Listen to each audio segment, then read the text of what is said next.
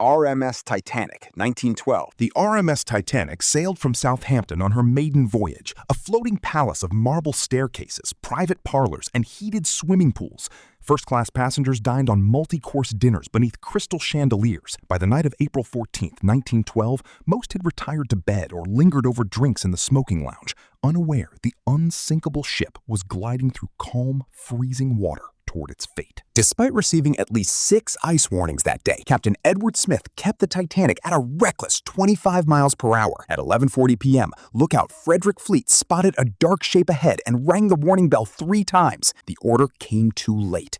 A dull, grinding scrape echoed through the hull as the iceberg sliced along the starboard side, popping rivets and opening 5 compartments to the freezing Atlantic below. Water poured into the lower decks as the bow began to sink. Third-class passengers scrambled through narrow, locked gates while stewards struggled to launch lifeboats built for only half the people aboard. Husbands kissed wives goodbye in the darkness and stepped back from the rails. As the stern rose high into the night sky, furniture and bodies slid across the tilting decks, and the ship split in two before vanishing beneath the water. More than 1,500 people died, most from hypothermia in the 28-degree water rather than drowning. The disaster forced permanent change. Every ship now required enough lifeboats for all aboard, and radio operators were mandated to stand watch around the clock. But the ocean would claim more victims. Just 3 years later, another vessel would capsize, not in open water, but tied to a dock in the middle of a city. SS Eastland, 1915. On a warm July morning in 1915, the SS Eastland sat docked on the Chicago River, preparing to carry over 2,500 Western Electric employees and their families on a festive company outing. Workers in their Sunday best crowded the rails, laughing and waving to friends on shore, eager for a day of music and leisure across the lake. You noticed the ship rocking gently at its moorings,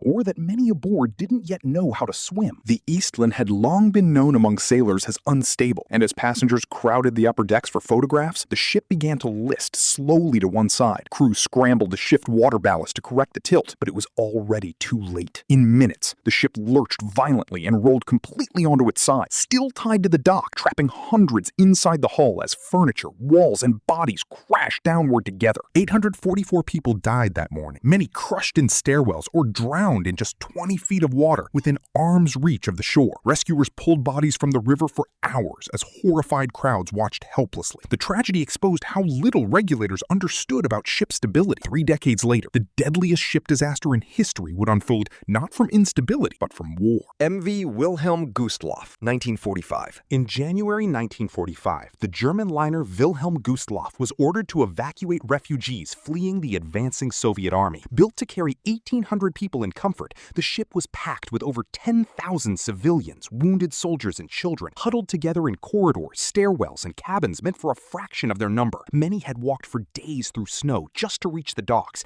desperate for any place aboard. To avoid drifting mines in the icy Baltic waters, the captain made the fatal decision to switch on the ship's navigation lights, making the enormous vessel visible for miles. Deep beneath the surface, the Soviet submarine S-13 spotted its target and fired 3 torpedoes into the hull. The explosions ripped through the ship's compartments, instantly plunging the overcrowded decks into darkness and cutting off all power. Panic erupted as the ship began to list sharply within minutes of the strikes. Lifeboats froze solid to their davits in the sub-zero air, and thousands were trapped below deck as water rushed in through the shattered hull. Mothers held children above the rising water in corridors that had, moments before, been packed with sleeping families. Many who reached the icy sea died within minutes from the freezing cold. Approximately 9,400 people died when the Wilhelm Gustloff sank in under 45 minutes, making it the deadliest maritime disaster ever recorded, far surpassing even the Titanic's death toll. Wartime secrecy and chaos meant no lasting safety reforms followed the tragedy. Decades of peacetime cruising passed before another catastrophe would remind the world that fire, not water,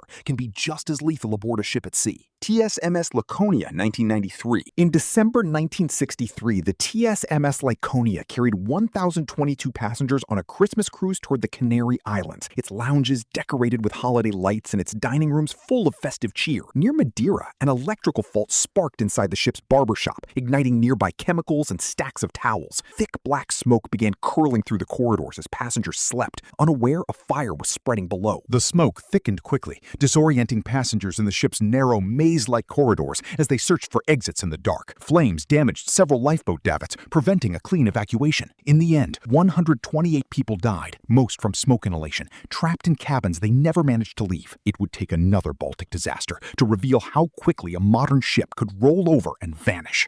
MS Estonia, 1994. On a September night in 1994, the MS Estonia set out on what should have been a routine overnight ferry crossing from Tallinn to Stockholm, carrying 989 passengers and crew. Many had settled into their cabins for the night, while others relaxed in the ship's bars as the vessel pushed through rising swells. Outside, the Baltic Sea was building into a storm, with waves already climbing toward 20 feet. As the ferry pounded through the heavy waves, the massive bow visor, designed to seal the car deck from the sea, began working loose under the relentless, repeated pounding of the swells. Just after 1 a.m., witnesses heard loud metallic banging echoing from the bow. Within minutes, the visor tore completely away, ripping open the ramp behind it and allowing seawater to flood directly onto the car deck in tremendous volume. Water surging onto the car deck caused the Estonia to list with terrifying speed, throwing passengers from their beds and sending furniture crashing across cabins. The severe angle made it nearly impossible to launch lifeboats, and many passengers found themselves trapped in corridors that had become vertical shafts. Within 30 minutes,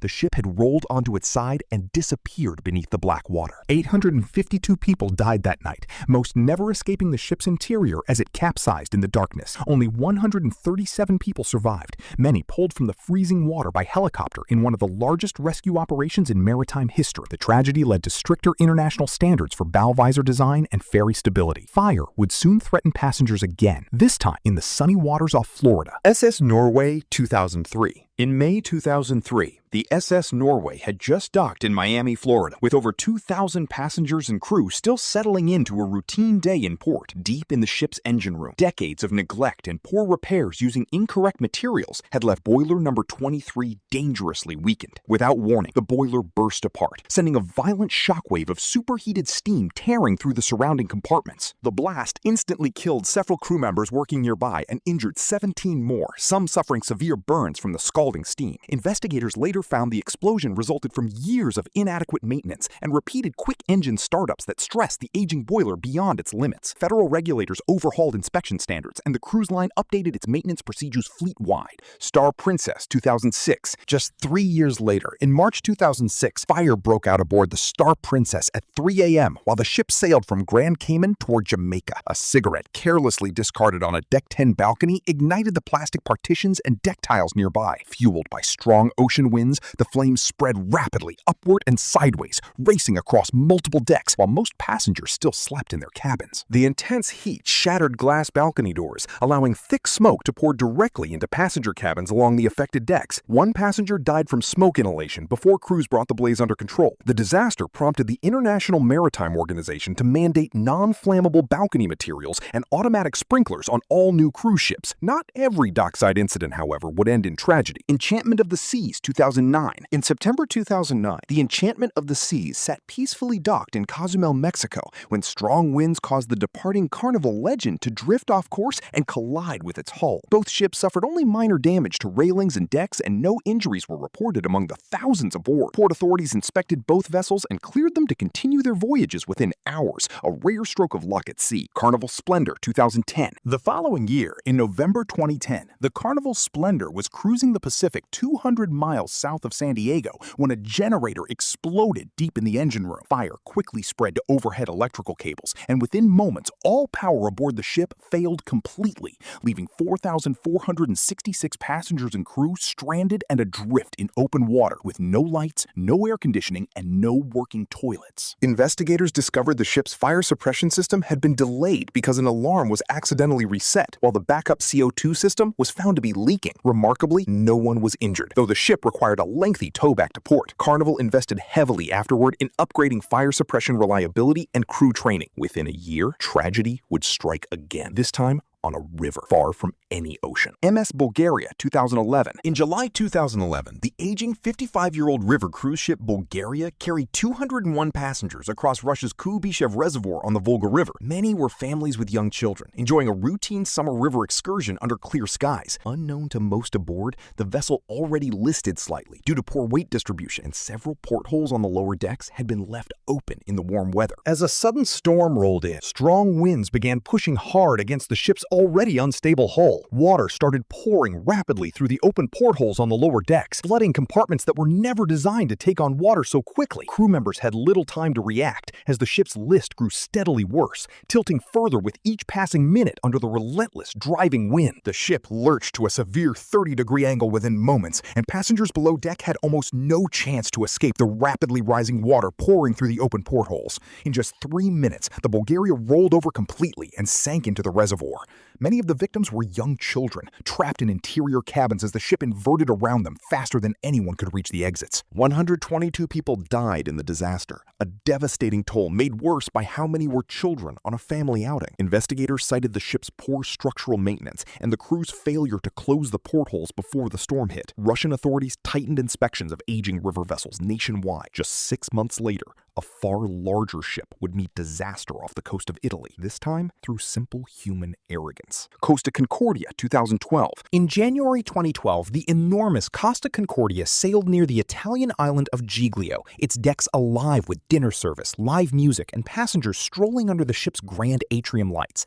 It was meant to be an ordinary evening at sea, one of thousands the massive vessel had completed since entering service, carrying holidaymakers who had no reason to expect anything but a smooth Mediterranean cruise.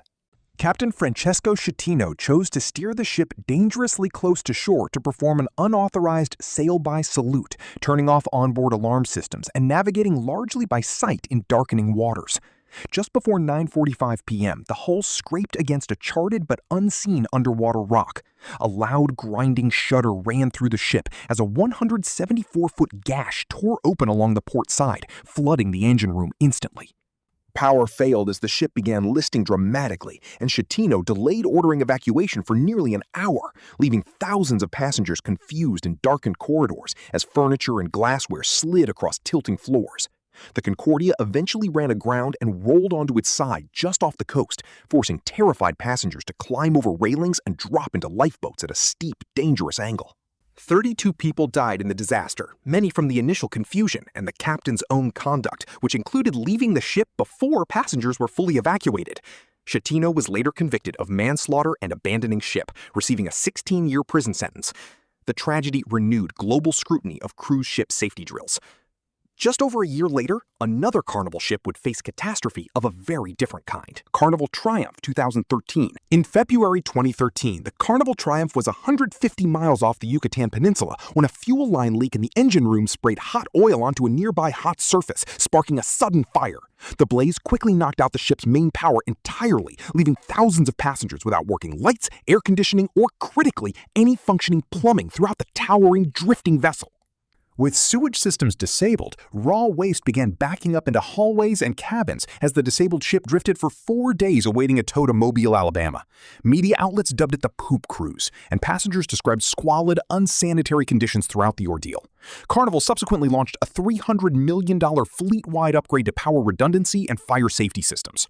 Only months later, fire struck yet again. Grandeur of the Seas, 2013. In May 2013, a fire broke out at 2:50 a.m. aboard the Grandeur of the Seas as it sailed toward the Bahamas, starting in a mooring area on Deck 3. The exact ignition source was never publicly disclosed, but flames spread quickly through the confined space, and crews scrambled to contain the growing blaze before it could climb further into the ship's superstructure, while most passengers slept unaware below. The fire burned for several hours, causing severe damage to decks 3, 4, and 5 before crews finally extinguished it. Passengers were held at muster stations for an extended period as a precaution, though no injuries were reported. The ship reached Freeport under its own power, and the remainder of the cruise was canceled, with passengers flown home. 2 years later, a sudden storm would prove far deadlier on a river in China. MV Dongfang Zhixing, 2015. In June 2015, the river cruise ship Dongfang Zhixing carried 454 passengers, most of them elderly tourists, down the Yangtze River on what was meant to be a leisurely sightseeing voyage. Many aboard had spent the evening relaxing in the ship's lounges, enjoying the scenery along the riverbanks as the vessel continued through mild evening weather with no obvious warning of what was about to happen. Without warning, a severe downburst carrying winds of 80 miles per hour slammed into the side of the ship during a sudden thunderstorm. The powerful gust flipped the vessel completely upside down in less than 1 minute, far too quickly for passengers to reach life jackets or escape their cabins. Elderly passengers below deck had almost no chance to react before the ship was fully inverted in the dark river water.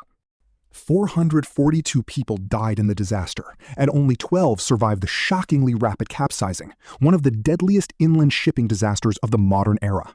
Chinese authorities launched investigations into weather monitoring and river vessel stability standards.